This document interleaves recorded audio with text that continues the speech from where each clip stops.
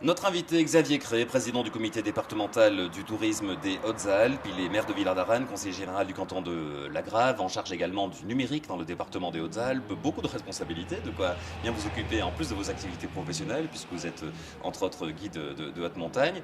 Bref, vous êtes un homme actif, comme on dit, Xavier Cré. Hyperactif même, je crois. Alors, un petit mot d'abord sur la saison, on y revient. Bon, écoutez, on a dressé le bilan la semaine dernière. On a commencé par les hôteliers qui sont les moins contents. Et puis finalement, grâce à vos analyses, aux observatoires, ceux du CRT également, on s'aperçoit qu'en gros, mais vous allez me dire si c'est bien ça, allez, le printemps a été pourri, juin compris, juillet coup-ci coup-ça, et août a bien sauvé les meubles, tiens. Oui, à sauver les mêmes, mais à pas totalement rattraper la perte de début de saison. Il ne faut pas se voiler la face. Ça reste une saison malgré tout correcte. Alors, évoquons maintenant la saison d'hiver qui se prépare. Toutes vos équipes au CDT se sont mobilisées pour renforcer, encore appuyer la destination montagne. Oui, la destination montagne. Alors, par le biais de deux choses. La première, c'est toujours cette stratégie de commercialisation de nos produits sur la place de marché départementale, hein, notre sorte d'e-booking départemental où on valorise nos produits et surtout on les commercialise en ligne, c'est la première chose. Et puis après aussi par le biais de promotion de la destination, par le biais de salons notamment, et un partenariat très fort avec France Montagne qui est un interlocuteur privilégié du CDT. Alors, on peut s'attendre à une saison d'hiver. Alors, il y a la condition sur laquelle personne ne peut jouer, évidemment, qui est celle des conditions d'enneigement. Mais on n'imagine même pas que la neige ne soit pas au rendez-vous dans une économie, on le sait compliquée. Quel est le message au travers de tous vos efforts, ce que vous venez de résumer, qu'essaye de faire passer le département des Hautes-Alpes? Alors, le message, c'est avant tout, il faut le résumer en deux mots, hein, c'est la neige. Effectivement, elle est quand même toujours là, notamment avec maintenant la neige de culture.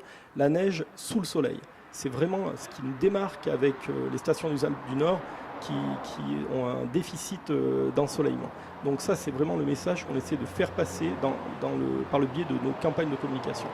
Est-ce que ce travail fédérateur que met en œuvre le CDT et ces efforts que vous avez fait depuis combien? Vous êtes au CDT depuis combien? 2 ans. Depuis 2 ans. Est-ce que ça commence à porter ses fruits? On connaît, et finalement, c'est comme ça, c'est pas forcément une critique, mais que l'état d'esprit général, c'est d'abord ma station, mon clocher, c'est un historique. Est-ce que vous arrivez à fédérer un petit peu les énergies et quelque part un peu les moyens aussi? Oui, moi je ne me décourage pas et je suis toujours très très optimiste. Et là, depuis 3 ou 4 mois, on a des signes extrêmement positifs dans la mesure où on met en place des analyses autour de cette place de marché départementale, cette commercialisation des produits touristiques. Mon objectif, je l'ai dit il y a 3 mois, c'est de faire 1 million d'euros de chiffre d'affaires en 1 an. Et je crois qu'on va atteindre cet objectif-là parce que les acteurs se sont fédérés sur le territoire. Depuis que je suis à la tête du comité départemental du tourisme, c'est la première fois que je sens que l'ensemble des acteurs, que ce soit les socioprofessionnels, les élus ou les techniciens d'office du tourisme, nous rejoignent dans notre démarche et dans une volonté commune. Je m'en réjouis fortement. Avant-dernière question que vous avez créée, car vous êtes contraint par le temps. Une question d'abord par rapport à votre regard politique personnel, si je puis dire. Vous regardez au sud, quand vous êtes chez vous, à Villard-d'Arène, les Hautes-Alpes, où vous êtes élu. Si vous retournez, vous voyez la Savoie. Si vous regardez à droite, vous regardez l'Oisans avec ses grandes stations.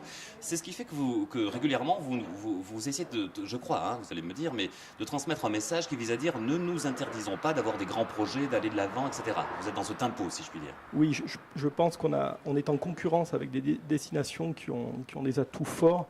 Je pense que les Hautes-Alpes ont des atouts encore plus forts. Encore faut-il le faire savoir. Il faut aussi regarder les outils qui sont mis en place ailleurs, s'en inspirer. Il ne faut pas hésiter à aller voir sur les autres territoires. On a un faire savoir. On a un savoir-faire, autant le faire savoir. C'est tout l'enjeu que j'essaie de prendre en compte pour la bonne marche de la promotion de la destination Hautes-Alpes.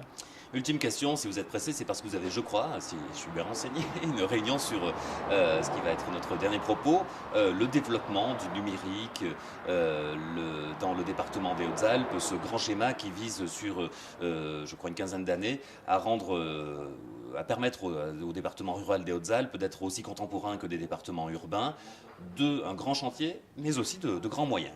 De grands moyens, et je crois que ça passe un petit peu à la trappe en ce moment. C'est 100 millions d'euros qui vont être investis sur le département dans les 5 prochaines années, sur les 2 départements, Alpes-de-Haute-Provence et Hautes-Alpes. la mission première, c'est réduire cette fameuse fracture numérique. Il est hors de question qu'on n'ait pas le même débit qu'une ville comme Marseille dans les Hautes-Alpes. Donc l'initiative publique est extrêmement forte, rejointe aussi par les opérateurs privés qui nous accompagnent dans la démarche.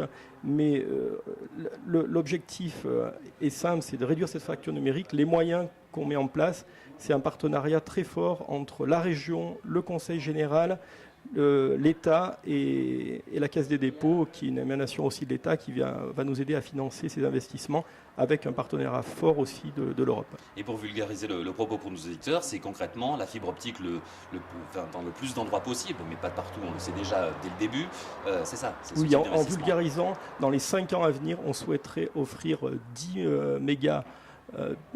mégaoctets sur l'ensemble du département, 10 mégabits, pardon. Oui. Ça correspond donc à une utilisation de type triple P, pour les plus jeunes, télévision numérique, téléphone et Internet.